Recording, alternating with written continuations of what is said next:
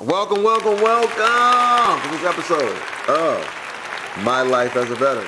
Right, today we're going to talk about black veterans and the mental health claims battle.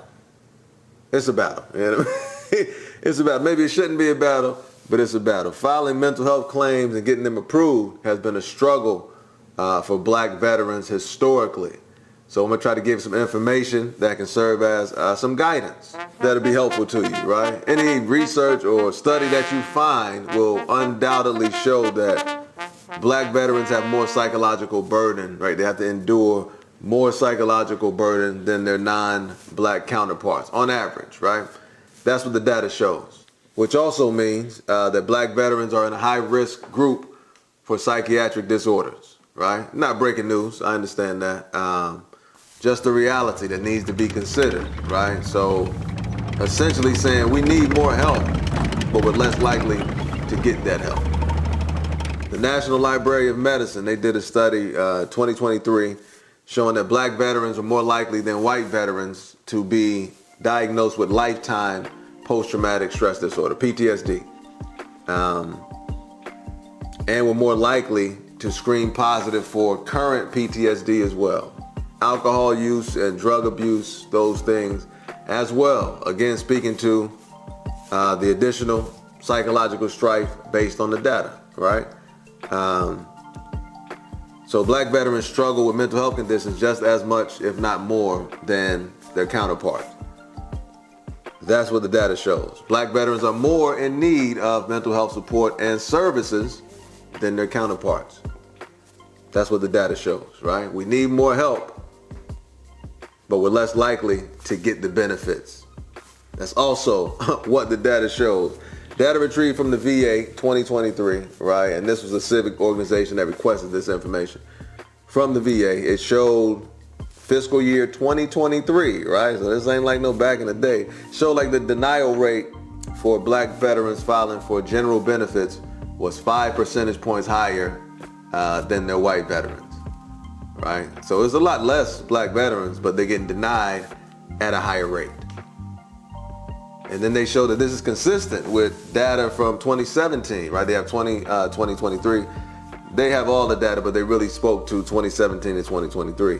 2017, it showed black veterans filing specifically for PTSD were denied at a rate of 57%, compared to white veterans getting denied at a 43% rate. Big difference. All right, again, so we need more help, but less likely to get the help, right? That's why it's important to help each other. Pass along this information. Use it, right? When you see that it works, use it to help other people.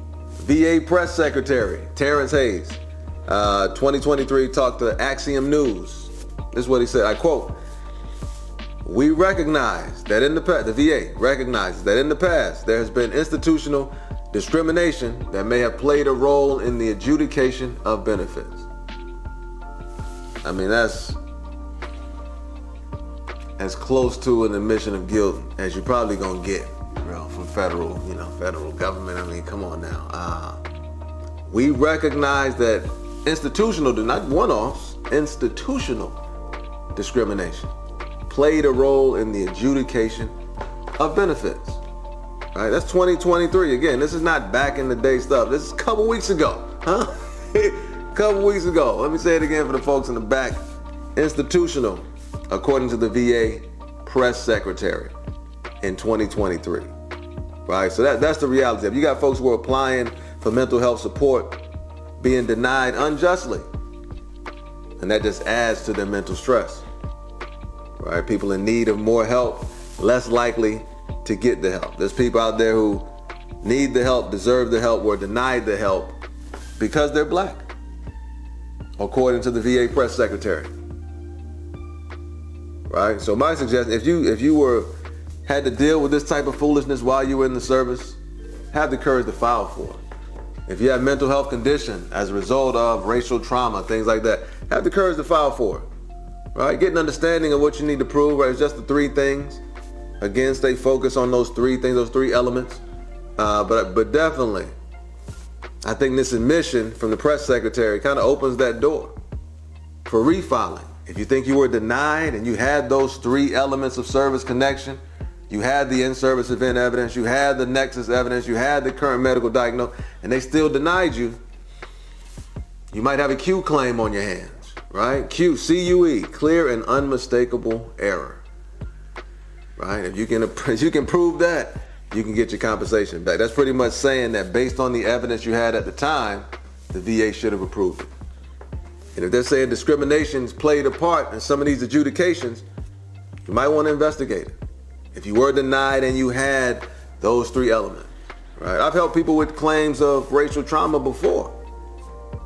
Folks who were just kind of out of it, right? They had the symptoms of things like anxiety, depression, but they didn't know, right? So you kind of talk to them about, what's your days look like? They kind of explain to you what life looks like for them. And it's the symptoms, right? They talk about what happened to them while they were in the service. I mean, life is tough, man.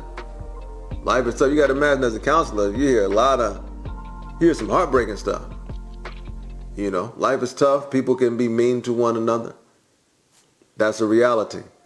But we always suggest, if it's affecting you, right? Again, that chronic disability, you got something that's affecting you to this day, file for it, right? If you feel you were denied unjustly and you have a Q claim, hey, I have each of the 3 elements, file for that Q claim. Again, I think that the press secretary's admission opens the door for that. The evidence shows there's been unfair adjudication by the VA. According to the stats, you see it's a little, it's looking a little dicey, and according to the press secretary himself. So we need more help, but less likely to get the help. So it's important that we help each other, pass along the information, right? Utilize those organizations near you. Use the resources and tools that are out there. Get with your free state rep, as we always suggest. You got a free state rep right by you. Get with your state rep, get with that free state rep, that veteran service organization. At Helpful Veteran, also, we have the guidebook for you. We got that before you file course as well. Once you become a student, you can reach out and ask questions. It's never too late to take action. Things like this are a part of America. It's unfortunate, but I think it's necessary to share this information because there's opportunity in it. Dirty things were done, yes, but there may be a pathway to some get back. If you were denied, but you had each of the 3 elements, you might want to investigate it to see if you have a Q claim on your hands, right? Get your compensation back. Hey, learn the information, huh? Use the information, huh? And if you deem it to be valuable, share the information. Have an incredible day, baby. Hey.